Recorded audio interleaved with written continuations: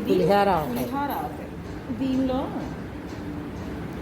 ఒక గ్లాసు కారం వేస్తే 2 గ్లాసులు ఆవపిండి వేసి కొంచెం ఒక గ్లాస్ కంటే కాస్త తక్కువ సాల్ట్ వేయాలి. ఎందుకంటే సాల్ట్ ఎక్కువ వేయకూడదు, తర్వాత చూసుకుని కలుపుకోవచ్చు.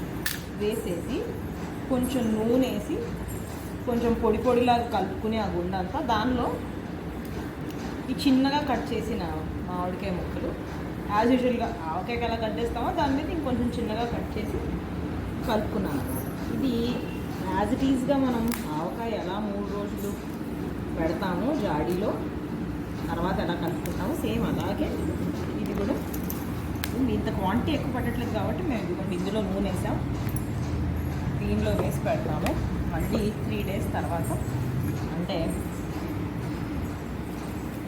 కలిపి దీనిలో మనం చక్కగా ఇది పోపు వేసుకుంటాం అనమాట, పులిహోర పోపు. అప్పుడు పులిహోర రెడీ అయిపోతుంది.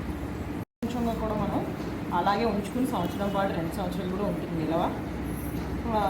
మనం ఎప్పుడు కావాలంటే అప్పుడు పులిహోర పోపు వేసుకోవచ్చు. అంటే పులిహోర పోపు అంటే మీకు అందరికీ తెలుసు కదా, శనగపప్పు, మినప్పప్పు, ఆవాలు, ఎండుమిరపకాయలు, ఇంగువ, పల్లీలు, కాస్త మనం ముప్పప్పు నూనెలో వేసేసి వేయించేసేసి అది మనం ఎప్పుడు కావాలంటే అప్పుడు ఈ ఆవకాయలో కలుపుకోవచ్చు.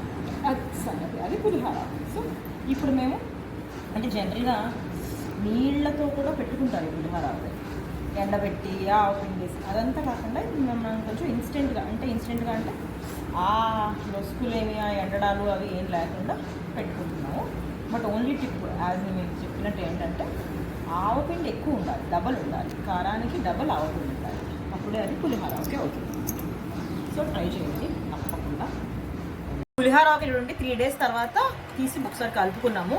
ఉప్పు కారం చెక్ చేసుకోండి. ఇప్పుడు పులిహోర పోపు వేయాలి. అంటే నూనెలో శనగపప్పు, మినప్పప్పు, ఆవాలు, ఎండుమిరపకాయలు, పల్లీలు, ఇంగువ, కరివేపాకు వేసేసి ఇందులో వేసేసాం. ఇప్పుడు కొంచెం చల్లారాక కలుపుకోండి, మీకు పులిహోర ఆవకాయ రెడీ అయిపోతుంది.